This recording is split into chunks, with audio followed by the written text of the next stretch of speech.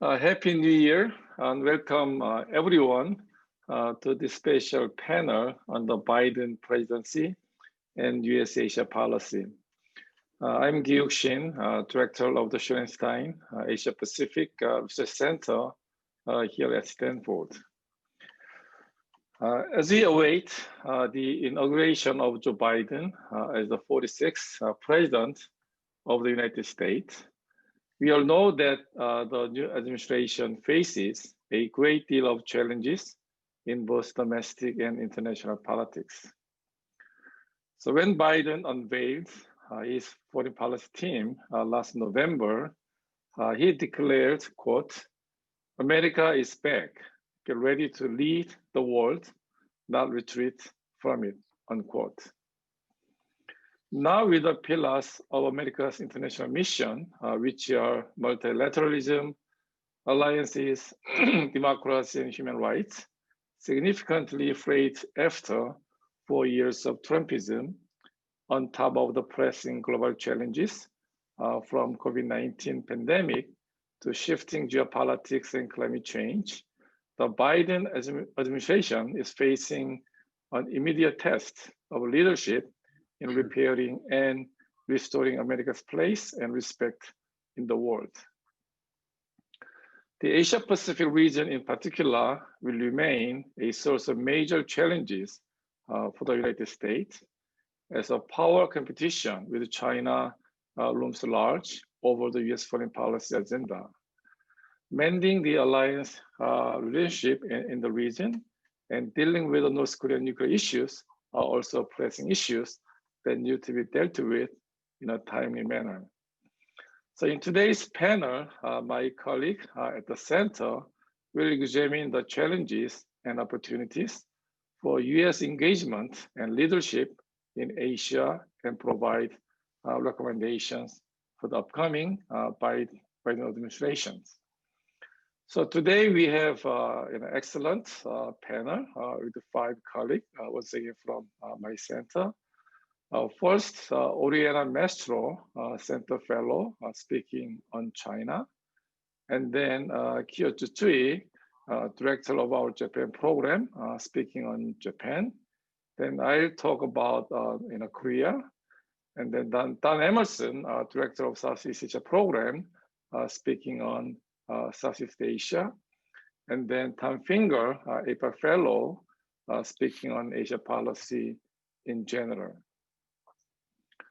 Okay, so after each person makes a brief remark, I will lead the moderated discussion among the panelists, followed by audience Q&A. So please send your question via Q&A box in the Zoom. So once again, welcome everyone. And without further ado, let me turn to my colleague, Oriana Mastro. Thank you, Gi-Wook, for that introduction. I'm happy to be here to talk about the future of the US-China relationship and perhaps more importantly, the great power competition with China moving forward under our Biden administration. There is no shortage of topics to talk about. And originally, I guess before the events of the last week, I was going to focus my remarks on some of the key issues, for example, Biden's potential approach to Taiwan, whether the US-China relationship was going to continue to demonstrate high tensions, or whether Beijing would seek a reset. I think in general, my bottom line assessment of the future of the US-China relationship is as follows. President-elect Biden and his team do accept the fact that we are in a great power competition with China. And I think that is one of the strengths, perhaps one of the only strengths, but one of the strengths of the Trump administration was identifying that and getting a general consensus on that. However, I do think President-elect Biden's approach, or his asserted approach in terms of more multilateralism, strengthening partnerships, and not just trying to provoke Beijing for the sake of provoking Beijing, but standing up when needed, but also seeking cooperation where possible, is going to improve the US position in terms of competition. All of these are areas that are under the control of the executive. right? President Biden can choose how it's going to deal with Taiwan. And as I've argued in op-ed pages, I think he's going to maintain the basic policy that has been US policy, strategic ambiguity, which means not taking a clear stance on what the United States would do in certain scenarios, as well as ensuring Taiwan's defense through continuation of arms sales.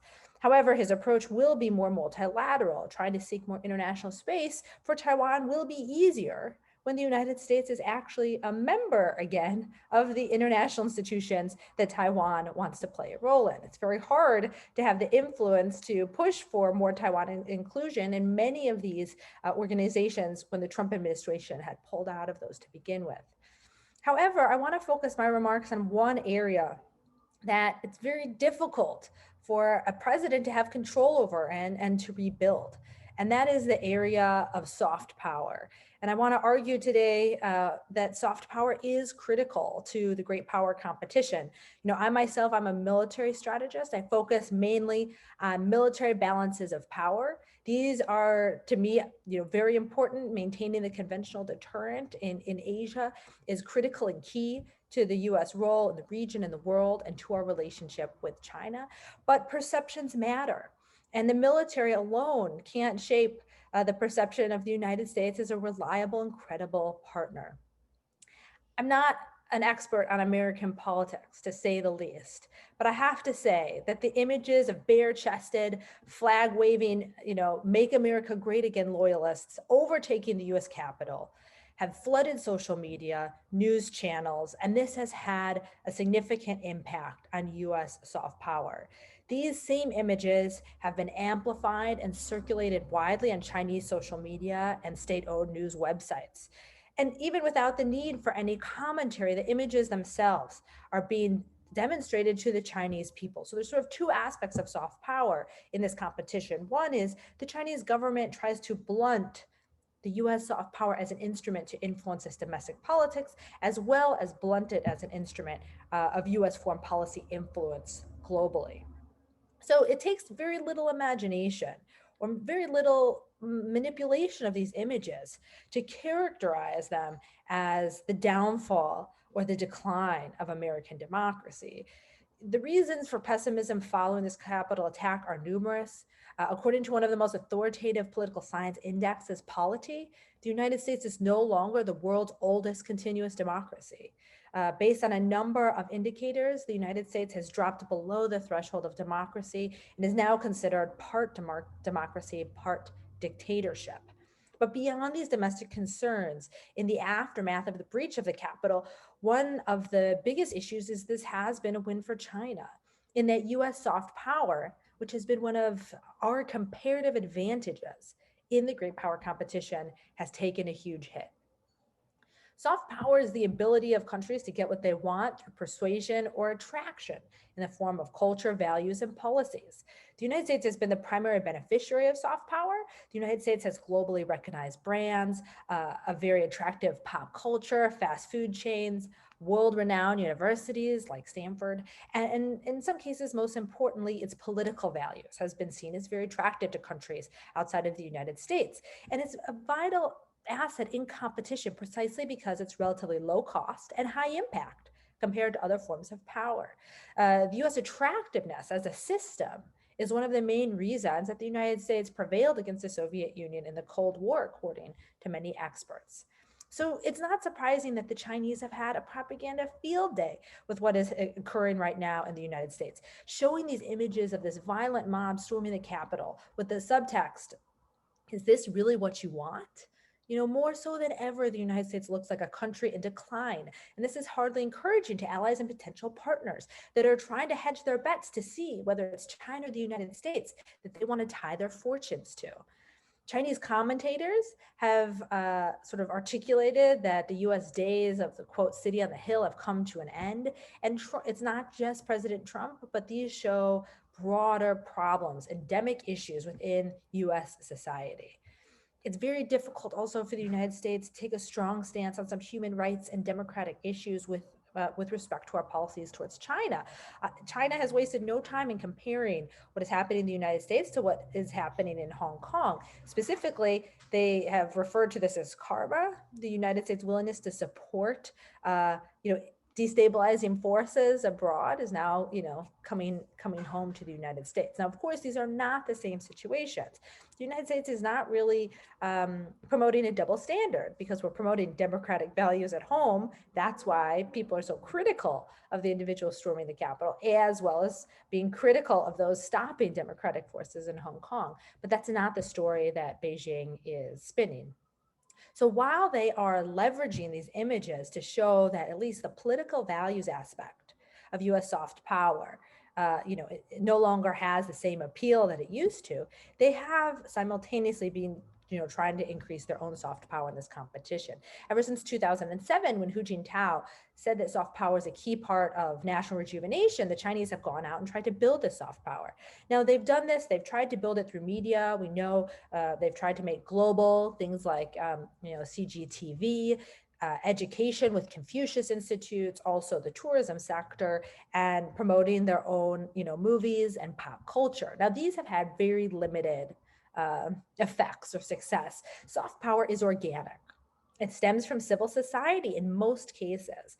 China doesn't have a civil society, and the heavy-handed sort of top-down approach that the Communist Party prefers does, with censorship of its many products, makes its movies not very attractive. Pollution has hurt in some cases, tourism, and that sort of censorship and lack of freedom has hurt education as a tool of soft power as well. But China has had more success in more public diplomacy or other areas of soft power where their government-controlled approach can be seen as effective. So for example, as they try to roll out vaccine diplomacy, this is an area where that top-down approach could work because a centralized system to get more vaccines to more people, that is gonna have a positive impact on China's image. They've also had more success under big public diplomacy, efforts like the Belt and Road Initiative or the Digital Silk Road, which is to build out global digital infrastructure using Chinese tech like Huawei. They also plan on exporting, again, vaccine diplomacy with COVID, but a lot of Chinese healthcare and health expertise to increase their soft power. So they are expanding their base of soft power. And meanwhile, the Trump administration has really undermined historical sources of US soft power, shuttering visa lines, investigating international students on campus, the reduction or cancellation of certain programs like the Fulbright program and Peace Corps, which have traditionally been successful programs at promoting US soft power. And then obviously this, perhaps you could say it's still the administration's fault because of their incompetence in dealing with COVID. But a side effect of that is that COVID-19 has decreased a lot of the traditional sources of US soft power, media production, educational exchange, tourism. This has really shrank opportunities to promote democratic values on the world stage. So for those that maybe are more optimistic than myself, can look at some statistics of soft power, and there are many, and they could say, this sort of panic about soft power is misplaced, because even under Trump, the United States has moved from ranking of number 1 in soft power to number 5. And meanwhile, yes, China has rose in the rankings, but it still is around 24, right? So the United States is still outstripping China in terms of soft power. And so you might say in competition, isn't this what matters, right? That the United States is ahead of China, so we have nothing to worry about. I would say yes and no. Of course, it's good the United States is still ahead, but that doesn't necessarily make the United States more competitive overall in the great power competition for 2 reasons. The first is that in the soft power category of power, the United States relies more on political values than China does. Beijing has never made the argument that it is its domestic political system that makes it attractive. And meanwhile, the Trump administration has doubled down on this. National Security Advisor O'Brien has argued, that democracies and autocracies are offering, quote, a different approach to the world. Secretary of State Pompeo has said, quote, that we wanted to focus on what's going on right in the world today and what we've got right, and that is democracy. The Trump administration has really tried to make political values the core of its soft power strategy. And so when you have hits in the political values, it's going to hurt the United States much more than it would ever hurt China in the same way. And the second thing is that, besides the political aspect of soft power, Beijing is trying to leverage its comparative advantage to build power through different ways. Soft power is a key component of US strategy in great power competition, but it is not a central component of Chinese strategy. They rely much more on other things like economic diplomacy, building their relationships through development assistance and things of that sort. They've never made themselves as reliant on soft power as the United States.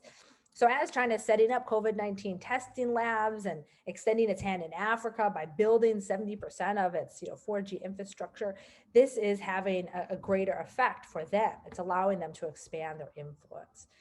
And so, not to sound too dire, but it seems to me that a lot of cases, soft power is the key, is the foundation of US power, the foundation of a lot of key industries like entertainment, education, tourism, a lot of our military access to bases around the world, to ports. It depends on the perceived political alignment between the United States and these other countries.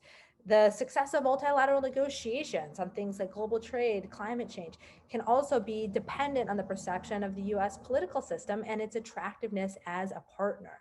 Now, just to conclude, President-elect Biden can make some strides in this area by primarily trying to rebuild US democracy at home, right? Immigration reform, opening up the US borders again to provide those opportunities, to try to deal with some systemic racial issues that have led to movements like Black Lives Matter. He can, do a lot to improve the image, the political image of the United States abroad.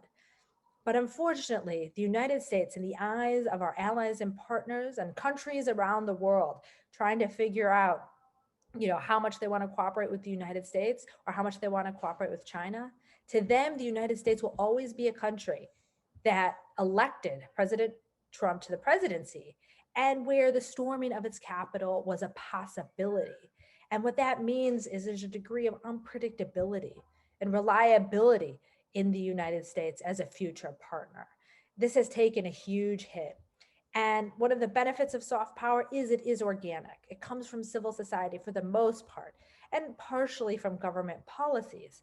And so I fear that President-elect Biden, he's going to learn that soft power, once lost, can prove very difficult to revive. But it has to be a primary focus because the basis of a lot of our other policies, whether it's enhancing conventional deterrence, in the South China Sea, or ensuring regional stability and U.S. influence in areas of the developing world, all depend on this aspect of U.S. attractiveness as a partner. And if in the great power competition, we want to argue that we are a better partner than China is, we're going to have to start walking the walk in many ways, including how we deal with issues at home. So with that, I'll turn it back over to Gi-Wook. Okay, so thanks, Oriana. Now let's turn to Kiyoteru Tsutsui. Great, thank you. It's wonderful to be a part of this panel. And thank you, Oriana, for covering soft power and human rights issues. I'm looking forward to coming back to those issues in discussion, but my remarks focus more on conventional international relations issues like security and trade. And the main point I want to make here today is that the US-Japan alliance continues to be critically important for peace and security in the Asia-Pacific, which is probably not a controversial point. And also that Japan has crafted some viable strategies and developed multilateral frameworks to ensure that the rise of China will move forward peacefully. And Japan, in this regard, has learned from its early brushes with Chinese might in the 2010s, and also its own experience of having been a rising power in the region in the mid-20th century that went in the wrong destructive direction. And some of these strategies and frameworks that I talk about were developed in consultation and collaboration with the US side. And the Trump administration was a relatively easy partner with which to do so for Japan because of Trump administration's prioritization of strategic competition, if not confrontation with China. But there are others frameworks with respect to which Japan's proactive leadership was critical. and the Biden administration will be wise to take advantage of them as it seeks to return to multilateral frameworks, rehabilitate fractured alliances, and recommit to human rights and democracy, all with China as the biggest strategic competitor. So what are those visions and frameworks? First, probably the most widely known is the Free and Open Indo-Pacific Vision / Strategy, or FOIP, which offers a broad statement about what the future international relations in the region should look like. It started off as a strategy, but the Japanese government toned it down to a vision so as not to make it seem like it's aimed directly at China, and also to avoid forcing other countries in the region, especially Southeast Asian countries, to choose between China and the US-Japan alliance. But the original intent was clearly to counter China's expansion, particularly its Belt and Road Initiative. And the FOIP vision, in broad strokes, outlined the approaches necessary to prevent China from becoming a super dominant power that can bully its way into blocking sea lanes, forcing favorable terms of trade, or taking over territories as it wishes. And the FOIP was embraced by President Trump, and perhaps just because of that, the President-elect Biden has avoided the term, initially at least, and instead using the Secure and Open Indo-Pacific. Prime Minister Suga of Japan corresponded with this shift and used the Japanese translation of the same term phrase that President-elect Biden has used, peaceful and open Indo-Pacific. But Prime Minister Suga quickly faced a lot of criticisms and switched back to free and open Indo-Pacific. And this might be semantics, but it's an important signal, and President Biden should understand that it's not President Trump's concept. FOIP is not.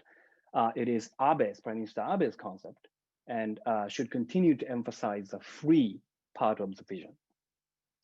And emanating from the FOIP vision, there are more concrete mechanisms on specific issues that the Biden administration would be wise to leverage. And the biggest one probably is the TPP, or now CPTPP, the Comprehensive and Progressive Trans-Pacific Partnership, which might attract a great deal of attention in the coming years.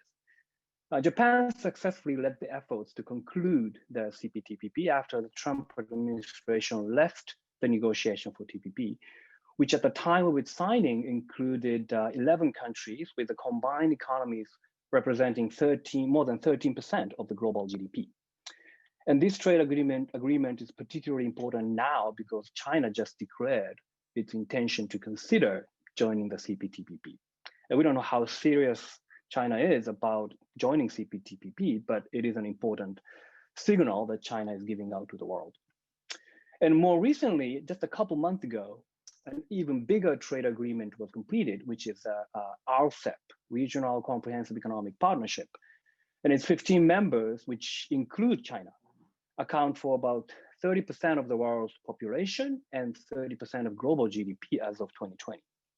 And the fact that these two major free trade agreements that include most of the major economic actors in the region were concluded without the US involvement would have to be a concern for the United States. You know, whether President Biden would make a move on CPTPP will be one of the more closely watched issues among foreign policy experts in coming months and years. And this will have to be a very delicate political calculation for President Biden, with the Democrats holding Congress now, but worried about the midterm election in 2 years. And then in the security domain, there is the Quad, the Quadrilateral Security Dialogue, that includes Australia and India, along with Japan and the United States. And the Quad has begun to function with the first joint naval exercise in 13 years taking place in November 2020, where all 4 countries participated in this exercise. And Japan initially, around 2007 or 8, was the most forward-leaning of the 4 countries. But by now, Australia is just as eager to develop the Quad further, if not more. And with the Biden administration's emphasis on India as an important partner, the Quad has a great potential. And other countries in the region, such as South Korea, New Zealand, the Philippines, Indonesia, Vietnam, have also participated in multilateral security forums with the 4 countries, further enhancing the potential for the Quad. Now, I would hasten to add, however, that it remains a potential and it has a long way to go before becoming a full-fledged alliance. But still, it does pose a credible, serious threat to China if it becomes a real alliance, and President Biden should be able to use that threat as a card. Japan has worked on a number of other initiatives to realize FOIP vision, many in partnership with the United States, although they do not get that much media coverage. From infrastructure development to energy, digital connectivity, good governance, disaster management, and so on, the US-Japan alliance can offer so much to other countries in the region and contribute to peaceful development of the region with a rule-based order in place. And as I pass the baton to Gi-Wook, I also want to mention that South Korea is a natural partner in these efforts as a major democracy in the region. And it is quite unfortunate that the frosty Japan-ROK relationship has been preventing effective trilateral efforts among US, Japan, and ROK. And here, Japan and South Korea need help from the United States. And I hope that the Biden administration will pick up this diplomatic hot potato and try to cool it down.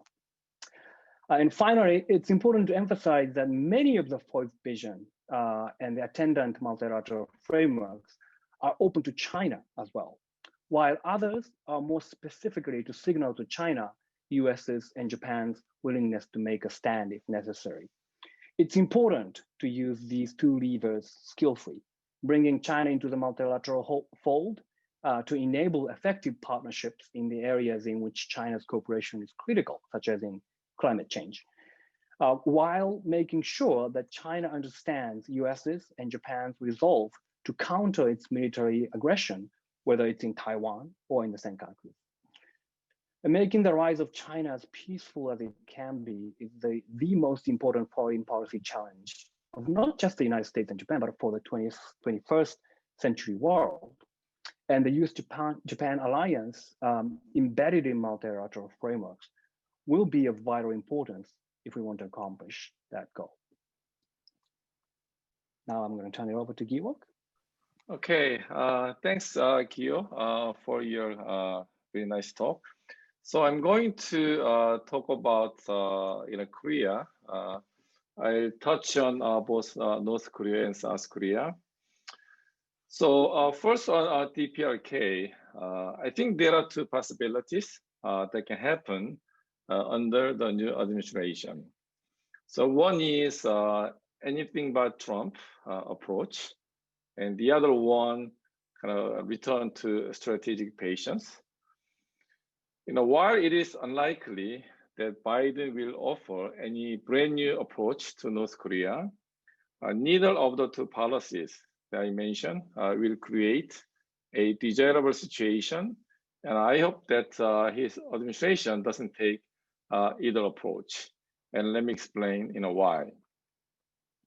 So when George W. Bush came to power in 2001, his administration pursued anything but Clinton policy toward North Korea, rather than building on the progress made by Clinton's administration in 2000. I think it was a mistake that we should not repeat. Given what happened, especially last week in Capital, people may be hesitant to even say that we need to build on what Trump has achieved. But I think, to be fair, at least his engagement with North Korea top leadership is a valuable resource that Biden administration can utilize. Despite the many problems associated with a top-down approach by the Trump administration in its negotiation with Pyongyang, I think bringing North Korea and its leader, Kim Jong-un, to the international community was an important step that no other president had made. As a result, we now know better about North Korea and its leader. I would suggest that Biden continue to engage Kim Jong-un, though in a different format, maybe context and process, to remedy the shortcomings observed from past measures, like better preparation for summit meetings.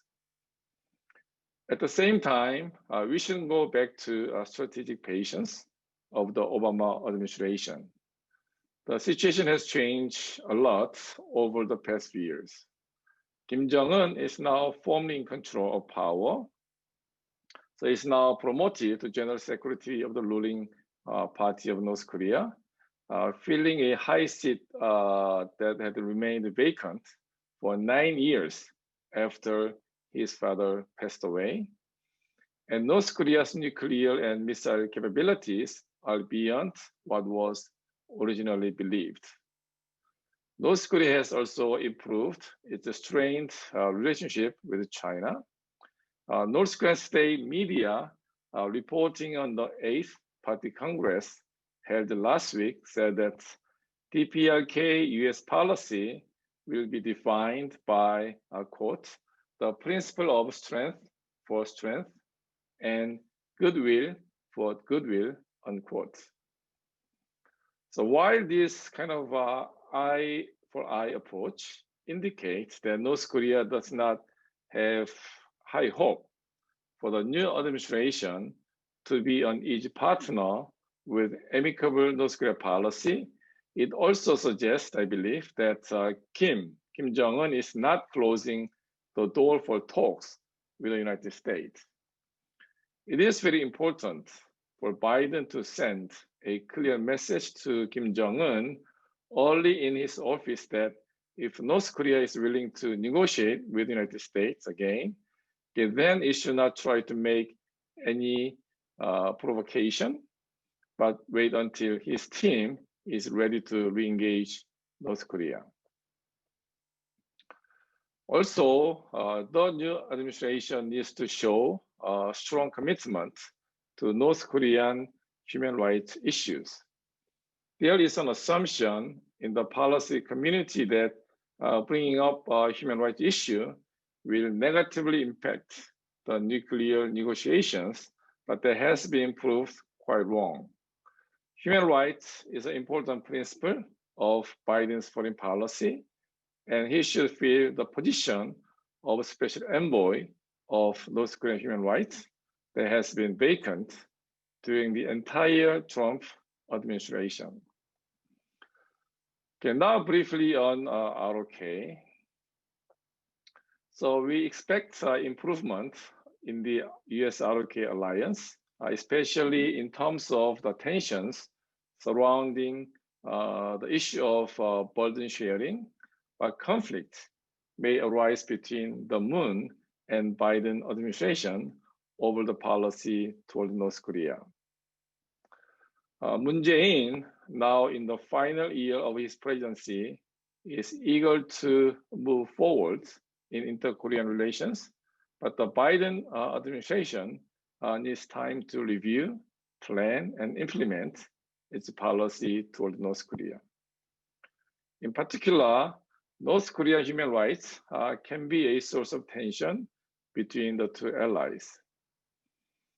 The ROK government has set aside North Korean human rights issues, like the United States. It still has to fill the position of a special ambassador on North Korean human rights that has been vacant for the last 4 years. And South Korea recently passed a law prohibiting activists from sending leaflet balloons on the border to the north, sparking controversy in the international community. The Biden administration needs to sit down with its counterparts in Seoul early in its leadership to review the current situation, determine what policy measures can remain in effect with the modification, and discuss how to move forward together in close coordination regarding North Korea. Okay, so I'm going to stop here, then turn to my colleague, Dan Emmerson. Dan? Yes, okay, thank you, Gi-Wook. What I'm going to do is begin with a couple of what might be considered cautionary remarks. And then I'm going to go into some specific recommendations for the Biden administration with regard to Southeast Asia. On the cautionary remarks side, I am struck by the lack of China expertise in the leadership that has been nominated by Biden for his administration. It's really quite remarkable. Just to list the jobs, the Secretary of Defense, his expertise is on the Middle East. The UN ambassador, expertise, Africa. Director of the CIA, expertise, Russia. Now, admittedly, Tony Blinken, Secretary of State, Jake Sullivan, the chair of the National Security Council, have had experience dealing with China during the Obama period.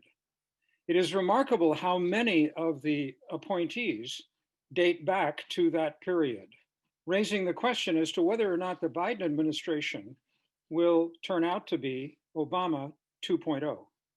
Now, I'm not saying that will happen. I don't know these individuals well enough to be able to predict.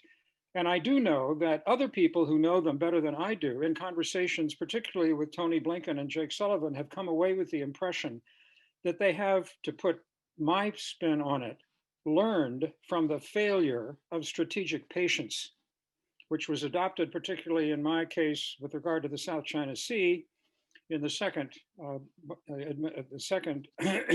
Obama term.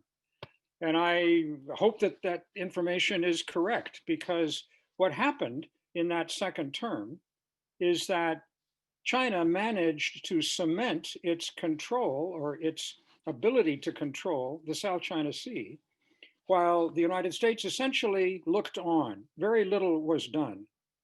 Through partly a failure of American diplomacy, Scarborough Shoal was taken over by China. China then built and militarized land features in the South China Sea. And I remember distinctly the tension between the National Security Council and the State Department in Washington on the one hand, and Pacific Command in Hawaii on the other, because Pacific Command wanted actually to do more things to try to stop Chinese expansion in the South China Sea. And they were reined in by Washington. And the argument made, for example, in the National Security Council was, no, we don't want to annoy China too much because we need their help on other issues. Global warming, for example, economic issues. And that turned out to be a naive hope, because instead we got Xi Jinping, we got wolf warrior diplomacy, we got a very different China. So my question, I guess, to Biden's team is, have you learned from the experience of the Obama years, particularly with regard to Southeast Asia? Okay, now I'm going to move on from that to a specific issue involving this question of trade-off, which is whether or not the Biden team would be tempted to try to make concessions to China, or to treat China in a more shall we say, forgiving manner, not to stoke tension with China, in hopes that therefore China will cooperate with the US with regard to global warming. Now, global warming, it seems to me at this point, is an issue that is so obviously existential to the existence of large numbers of human beings. Think of how many hundreds of thousands of people die every year in China due to pollution, many of it related to global warming. It seems to me insane for the United States to consider making a gesture to China in hopes that therefore China will say, oh, well, the Americans want us to do more on global warming. Gee whiz, we really should do more. That strikes me as utterly naive. It is in China's interest to do something on global warming, and Xi Jinping knows it. This is not to say that I don't believe in coordination between China and the United States on that topic, but I think we should be realistic. Okay, now for some suggestions. First of all, obviously, anyone who works on Southeast Asia is likely to say, show up at ASEAN meetings. The good news is that the virtual formats that are rendered necessary by COVID-19 make that extremely easy to do, right? There's no excuse for not showing up if you're simply a box on a screen. The United States should invite ASEAN's members to a special virtual summit, let's say 6 months into the Biden administration's first, well, I shouldn't say first, it's term. Who knows if it'll be first or not. And particularly to ask the ASEAN countries specifically, precisely what they would like the United States to do and not to do. That may seem like an obvious question, but it seems to me essential to begin by listening to the people who live in the country and countries and region that I'm, in this case, concerned with, okay?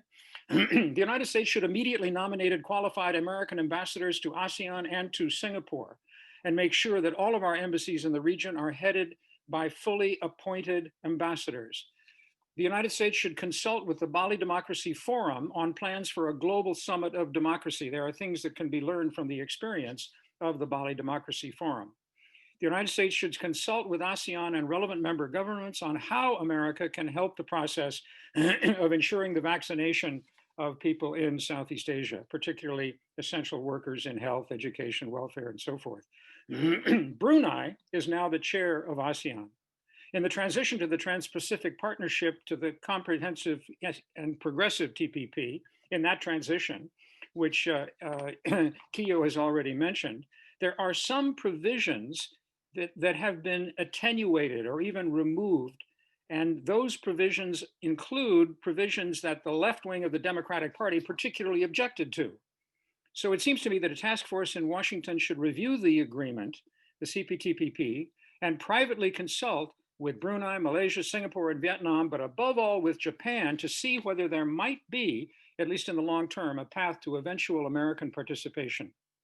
In the exclusive economic zones of the 4 claimant states in ASEAN, bordering the South China Sea, the Biden administration should work with all 4 of them and with Indonesia to help protect legal fishing activity and energy exploration from intimidation by any country, notably China. China's ambition is to sow muscle against any foreign corporation that would come in and jointly with a Southeast Asian country try to explore or exploit carbon resources, hydrocarbon resources in the South China Sea, so that China then would dominate that field entirely. And only Chinese firms would be, if you will, allowed to work with Southeast Asian governments to try to bring up the energy that Southeast Asia badly needs. The Biden administration should establish working groups with willing Southeast Asian countries, one on COVID-19 and one on global warming. The new administration should encourage the think tanks of Southeast Asia to develop recommendations for their host countries to follow on current policy issues, and should facilitate cooperation by American think tanks, possibly including APARC, with Southeast Asian counterparts in hopes of revitalizing the creativity of the frankly moribund ASEAN Institutes of Strategic and International Studies. ASEAN needs creativity. It needs creative ideas, new ideas, rather than simply following the path of least resistance. And finally, Biden's team should cooperate with Japan and with the ADB in their Partnership for Quality Infrastructure in Southeast Asia as an alternative to China's Belt and Road Initiative. And I guess that's it, or I turn it over to Tom. Tom, I think it's up to you, or back to Gi-Wook. Let me begin by saying Happy New Year to everybody, and thanking those who have spoken before me for the many, many ideas they have put on the table. I'm going to approach dealing with the region as a whole from my experience, having been through 6 transitions, administrative transitions, and when I held senior positions, and my understanding of President-elect Biden's priorities. And let me frame this by noting that he did not get elected because of foreign policy issues and stands on foreign policy issues. It figured very, very little in the campaign. He said very little about it. That it's clear that his highest priorities are overwhelmingly domestic. To heal some of the divisions in our country, made even more urgent by the events of last week, to deal with the pandemic, to deal with the problems in the US economy, to deal with social injustice issues, to restore and rebuild education in our country. That his calls for rebuilding relationships with allies and partners and international institutions, it appears to me, are instrumental. They're not sort of moralistic, it's the right thing to do. I think they are. I think improving the relations is a good thing to do in and of itself. But I think the administration's view of foreign policy, globally and in East Asia, is going to be how can our international relationships, our engagement with international institutions, with other regional groupings and bilateral arrangements contribute to the achievement of these both ambitious and critical national policy objectives. I think that's going to result in a foreign policy that is focused on problems, not places, addressing some of the causes and consequences of global warming, addressing impediments in the international system to further growth, sustained growth of the American economy, preserving security, that it is not going to be driven by animosity toward or particular affection toward particular countries. It's going to be very much an instrumentalist view of who can help me and what aspects of international relations should be downplayed or relegated to secondary importance in order to maximize the prospects for achieving these very difficult national objectives. I think that will lead to pursuit of a positive agenda, seeking cooperation, seeking to realize efficiencies, capture synergies in relationships, divisions of labor, in the not a negative agenda aimed at China or anybody else. I think that will make it much easier to secure the support and cooperation.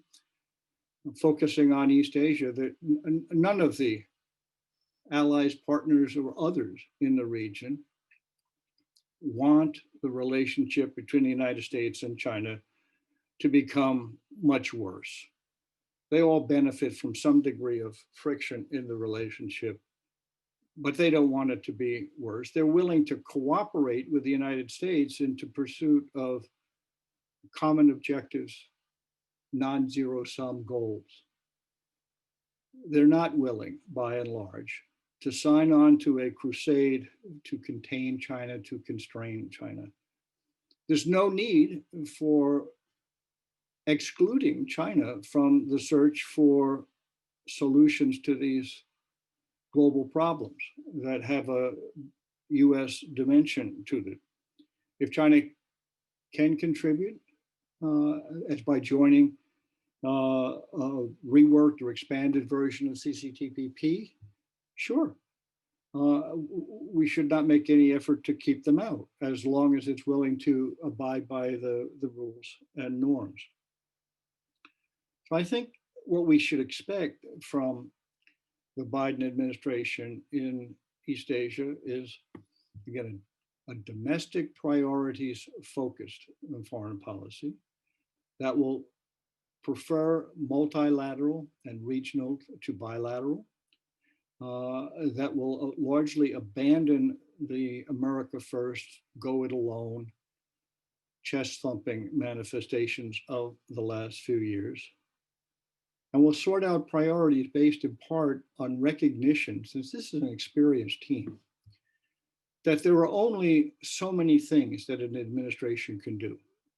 The bandwidth of any government is limited. The number of high-level, high-priority goals that can be pursued simultaneously is limited. And it appears to me that this government is being assembled in a way that seeks cooperation among the leadership and the agencies based in part on shared sentiments, shared commitment to goals, but also coordination in the White House. Overall policy coordination as opposed to the devolution of responsibility. That much of the commentariat before the election campaign got serious and in the early days of it, that wanted to focus on China, I do not think that Biden is going to be fixated on China, nor should he be. In part because it's a losing international strategy in terms of building the kind of regional and global cooperation we need. It's not the best way to secure cooperation. But also, China is neither Godzilla or an unstoppable juggernaut.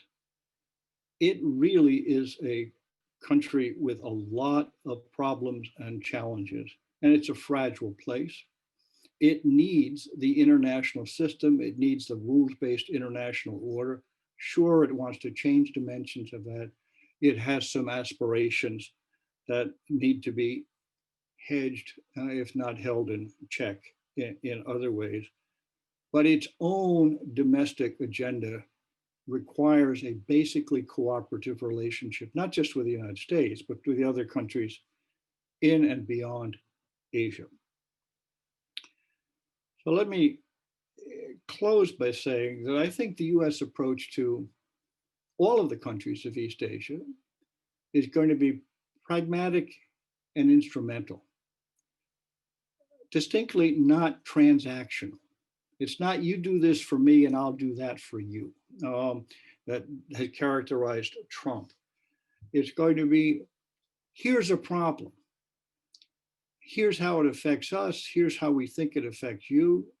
To Don Emmerson's point that we ought to, and I suspect will, listen to what others in the region want to do, fear will happen, think we should do in this, to put together cooperative and collaborative approaches that will be maximal coalitions.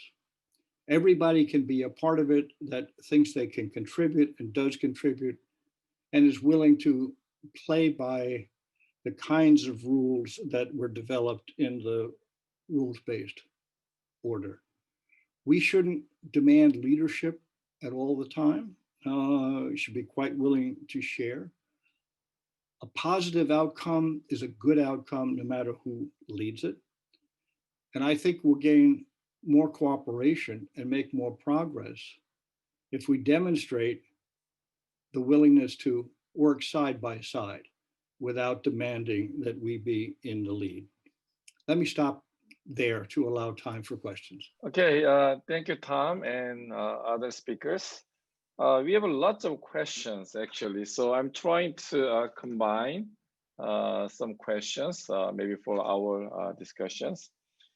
So I think let's just start with maybe a more general question that has been addressed by some of our panelists, which is how central is Asia or Asia Pacific, will be to Biden's foreign policy? I mean, that's a question from audience. Also, Don Emmerson mentioned as well that maybe based on appointments, looks like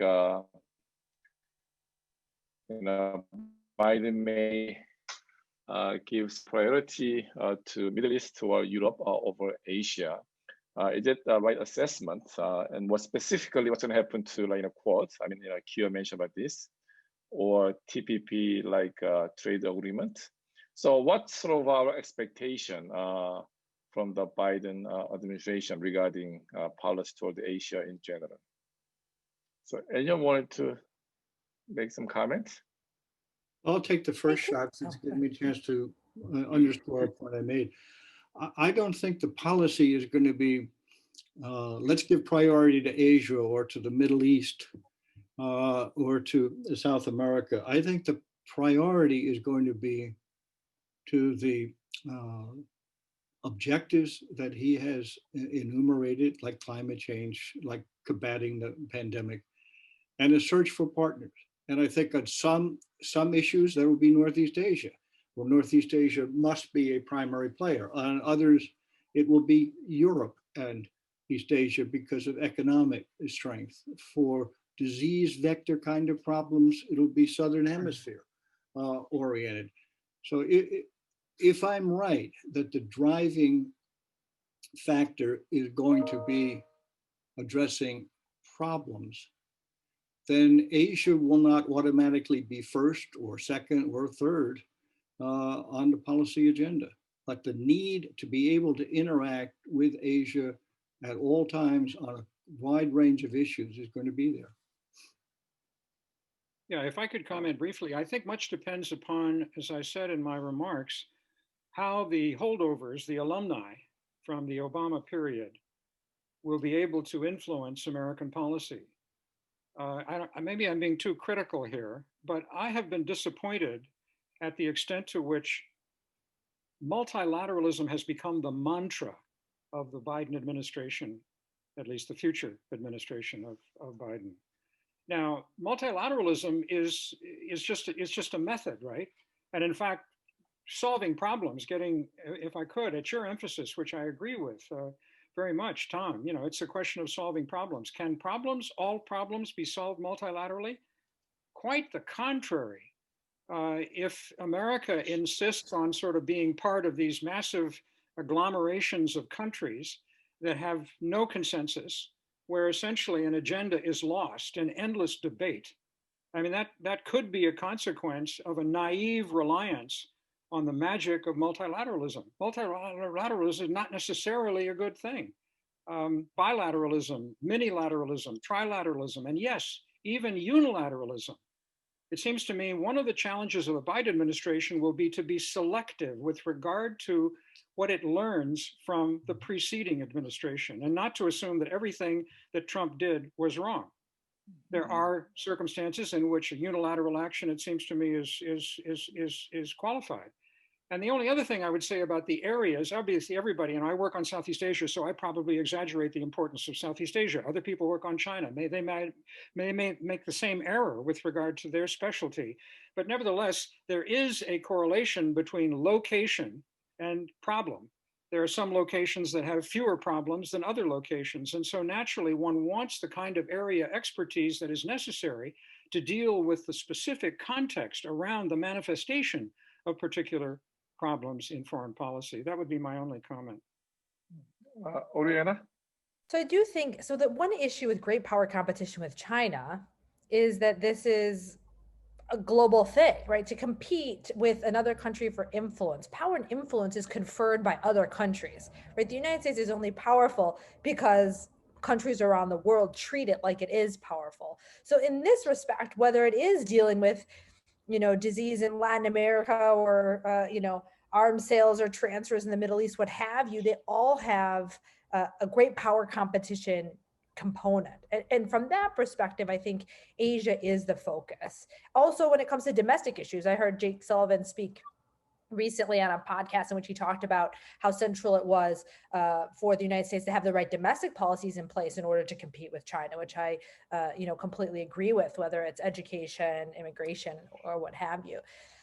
My main concern goes to a comment that was already made about the China expertise of the individuals that have been appointed thus far. I had a critical opinion piece in the Washington Post about the selection of the Secretary of Defense. It speaks to this broader issue in which, for whatever reason, people don't think regional expertise is important. I mean, even the Biden administration, if you imagine, people say the Secretary of Defense, who has not only does he not have expertise in Asia, he doesn't have expertise with great power competition, with his focus and his career mainly being in counterinsurgency and counterterrorism. People who know him, which I do not, say he's very smart and he can learn on the job.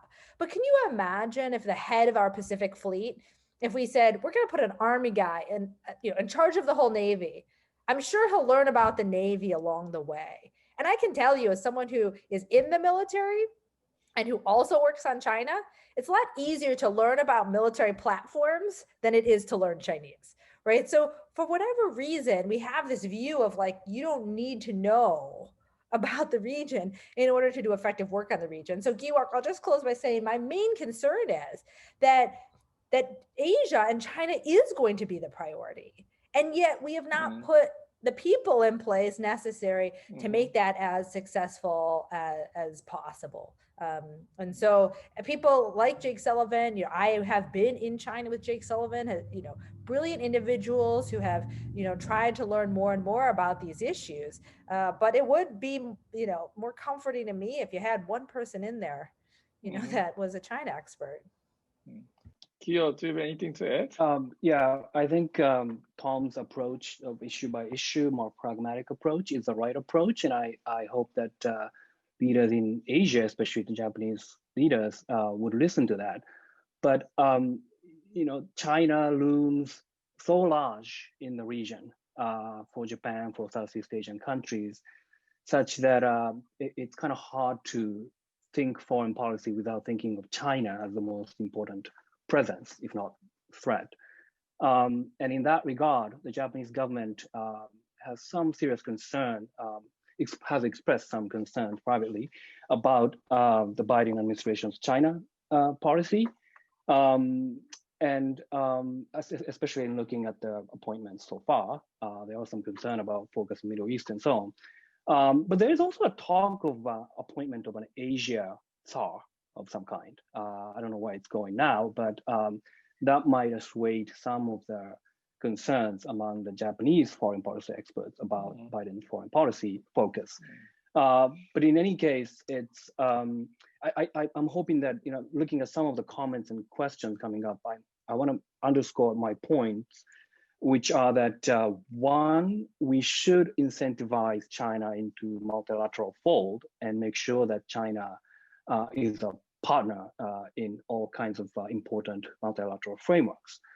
While at the same time, it's also important that China understands that what Japan, the US, and other countries find acceptable in terms of its expansionist ambitions. I'm not suggesting China is a crazy country that would expand and take over Asia Pacific. That's not my intent in making that argument. But as speaking of the Defense Secretary appointment, Michelle Flournoy, who seems to understand China pretty well, she makes this important point that in preventing miscalculations on both sides, it's very important to signal where US draws the line in terms of China and its expansionist ambitions.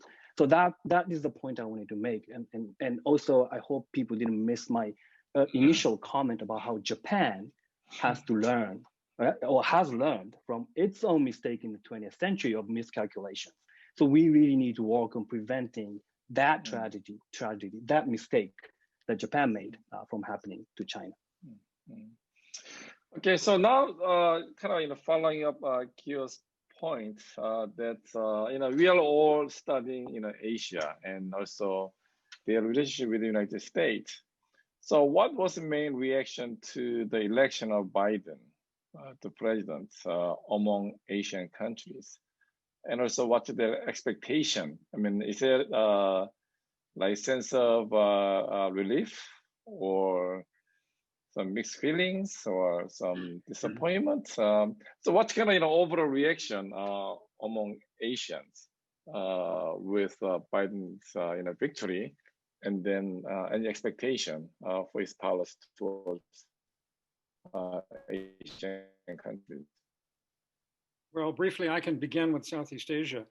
It's fascinating to notice in the communications between people like us on this panel in Southeast Asia, our counterparts, that there is a distinction between those who side with Kishore Mahbubani in Singapore and look forward, actually, to China's influence increasing more and more, who find that it's inevitable.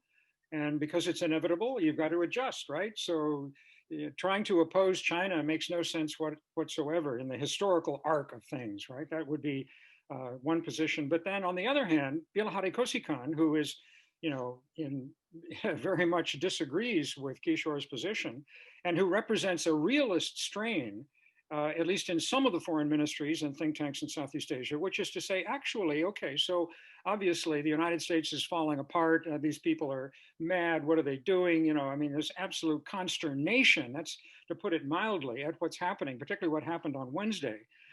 just now and what might happen at the inauguration. But these individuals actually appreciate the extent to which Trump actually managed, instead of strategic patience, to offer an alternative. Yes, a more conflictful alternative, but one that rings true with those in Southeast Asia who are above all concerned with the possible domination of their region by the People's Republic of China. So what about in China? I think the reaction in China has been mixed. You know, on one hand, especially more recently with President Trump's administration taking a very strong position on Taiwan, trying to send higher and higher level officials there. China has been a bit worried that Trump has gone off the rails, you know, and is a bit irrational and might, you know, start a war with them over Taiwan when it is not in the US interest or in China's interests. So the unpredictability of President Trump is something that China does not like. And as it approaches hurting their own national interests, I think in that respect, then they're happy that Biden, who, you know, is much more predictable, you know, has a standard approach to US interests, is good. But on the other hand, when it comes to great power competition, President Trump has in their mind hastened the decline of the United States, which is good for them.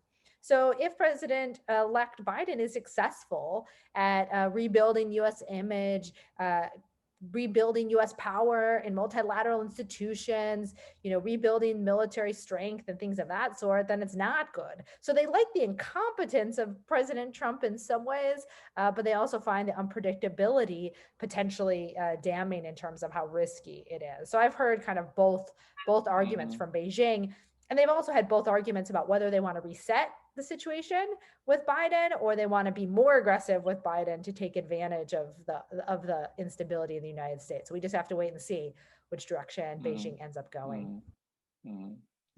Did a couple of thoughts, not China specific.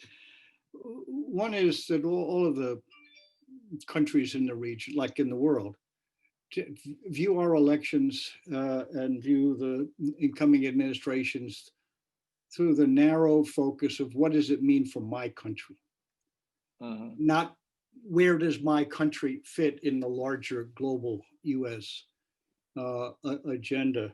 And one of the manifestations of that is the kind of focus that was discussed earlier about what is the expertise on my country at the apex of the American system. And it betrays a very great lack of understanding about the way the United States government works. Most decisions are managed in the bureaucracy. Most of the kind of issues that have been discussed this afternoon are handled at the Deputy Assistant Secretary level, country desk level. Once the overall policy guidance is set, they're handled there, and they're supposed to be handled there, and they only go up to the top of the system. So if the president or the vice president or the secretary of something does or doesn't have expertise on Korea or China or something, matters a whole lot less than the hundreds of appointments at lower levels of the system. And the United States is fortunate that it has a lot of expertise because we have a big population, that they may be malassigned, not used, be given poor guidance. But the requirement for, is the United States going to pay enough attention, do the right thing with respect to my country? They're looking in the wrong place, in my judgment. I think the overall, if there's a bottom line, that there are more leaderships in Asia that hope for a better performing, better relationship with the United States than what they would have expected under a Trump second administration. But anything else, it's got to be wait and see. Yeah. I'll be quick because I already commented on this, but in Japan, it's also a mixed reaction. Had Prime Minister Abe stayed in power, he would have been disappointed, I think. Well, even after he stepped down, he stepped down because of the illness, and he got better. I think he harbored, or some people around him harbored, some hope that he might come back for the third time. That hope has been crushed by the recent scandal. But at the time of the election, that hope is still alive. And President Trump's re-election, would have been a strong incentive for the LDP and the Japanese public to push for another term for Prime Minister Abe to come back. But President Biden, because of the relationship Prime Minister Abe cultivated with President Trump, right? But for Prime Minister Suga, he doesn't have that relationship, so he doesn't worry too much about it. So in that sense, it's met with some sense of relief that, as Oriana pointed out, that President Biden would be much more predictable. And also, there was a further additional sense of relief as President Biden's appointments became got revealed. And there are some concerns that people like Susan Rice, not to vilify her, somehow the Japanese foreign policy experts were concerned about Susan Rice being appointed to the important foreign policy position, but she ended up being appointed as a domestic political position. So I think at this moment, the Japanese experts are looking forward to developing a partnership with Biden administration. Yeah. And yeah, so that's the kind of reaction that I hear in Japan. Yeah. So I think for Seoul, they are quite concerned that North Korea issue may not get much policy attention by the new administration. I mean, it's very unusual for any American president to pay so much attention on North Korea as Trump did, right? It's very unusual. And now, as I mentioned earlier, the Moon government is really eager to restart engaging North Korea, and they are quite worried or concerned that new administration may not give much attention to North Korean issue. Okay, now we are running out of time, so let me ask one final question. I mean, this is from the audience. So I think here, touch briefly, but Suga and Moon Jae-in, they are sort of getting into kind of quasi lame duck, and Modi is becoming maybe more illiberal in his politics. So the question is whether Suga, Moon, or Modi can be a credible strategic partner for Biden in rebuilding American leadership in Asia. So any comment on that? So I can comment on Prime Minister Suga.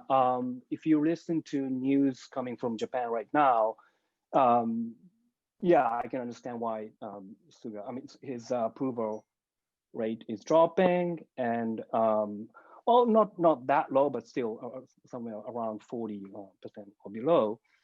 And that's not a great sign, especially because he started off with a very high approval rating. But from what I hear from experts in Japan, I wouldn't call him lame duck. There are a couple issues here. One is that the opposition party is very, very weak. There's no viable alternative in terms of the political party to take over the Japanese government. And internally within LDP, there are, we wouldn't want to underestimate the political skills of Prime Minister Suga and his supporters like Secretary General Nikai. So I wouldn't write him off. He's going through tough spells, but especially with the reaction to the coronavirus pandemic. But with the vaccines coming, supposedly late February and March, and if it's a big if the Tokyo Olympics can be held successfully, all those things will work in favor of Prime Minister Suga. So understandably, there are some who see Suga as lame duck, but I wouldn't at this point count him out. Any comments on Modi? Go I ahead. would just say, Gi-Wook, that I go back and forth on this general issue of, how is it to U.S. comparative advantage to be always working with like democracies or like-minded states? Because the nature of power has changed, from the Cold War, and given multilateral institutions, it is more and more important that the United States has influence beyond a few of the very powerful, very prosperous strategic partners. But on the other hand, as I argued in my talk, U.S. political values has been a primary source of U.S. power in the past. So if we're going to argue we're different than China, we have to act differently from China. But same token, it can alienate some critical partners if we're always focused on sort of the democratic aspects of different systems. So I don't have a good answer for that. I just go back and forth on some days I think, whatever's happening, let's try to find a way to cooperate with these countries, even given, for example, the illiberal direction that India is going. And some other days I think, it's very important for the United States to uphold its values and its foreign policy. So whatever that's worth. Yeah, real quickly, if I could. This raises a fundamental question that we should have a different webinar devoted to, which is the role of democracy and human rights in American foreign policy. And it's an absolutely critical issue. And let me just say this. I think that the tried and true absolutism, bordering in some cases on libertarianism, in which the individual is sacrosanct and the rights of the individual are sacrosanct, frankly, in the 21st century, that position is increasingly obsolete for all kinds of reasons that we could get into. And one of the challenges in dealing with what has happened here in the United States as it relates to foreign policy is the extent to which Americans will see the need to try to tweak their own system, not to make it less democratic, but less vulnerable. Because there are all kinds of, we could talk about social media and so forth, technology, and the changes that will occur here in the United States may actually reflect changes in other countries. So that I can remember talking with people who had a kind of religious commitment to democracy saying, well, what about the notion of illiberal democracy? And the term was rejected out of hand. No. Democracy is by definition liberal democracy. Well, increasingly, it's not just Modi. Indonesia, for example, is talk of regression, democratic regression in Indonesia. One could talk about other countries as well. One could talk about Turkey, for example, Hungary, and so forth. And that there may be a time when we need to kind of reset or reconsider the absolutist approach that we have had to liberal democracy and adapt it to the realities of the current century. A few sentences. One is the way the question was posed with respect to Modi as a strategic partner, that I think it's important to avoid the tyranny of terminology. That when we used to think in terms of the Cold War divide and strategic partners, among the consequences of identifying somebody as a critical strategic partner was we looked the other way on a lot of human rights violations, a lot of closed economic behaviors and the like, and we justified it as a critical strategic partner. That's, in my view, no longer desirable or possible. And that if we think of Modi as a critical strategic partner, then we are hobbled in some ways of dealing with the climate change issues because of burning of coal. And maybe it gets in the way of making them a partner in combating infectious disease. I think that a problem-focused approach, not a predetermined, these are on our side, these are critical for other reasons, approach to dealing with issues is not just what I think is the way to go. I think it's the way the Biden administration is going to approach this. All right, so I think we can continue, but now time is up. So I'm going to close our panel, but thanks for joining again, also our panelists. We have many other events, so please visit our website. Thank you so much again, and then hopefully I can see all of you again in the future. Thank you. Bye.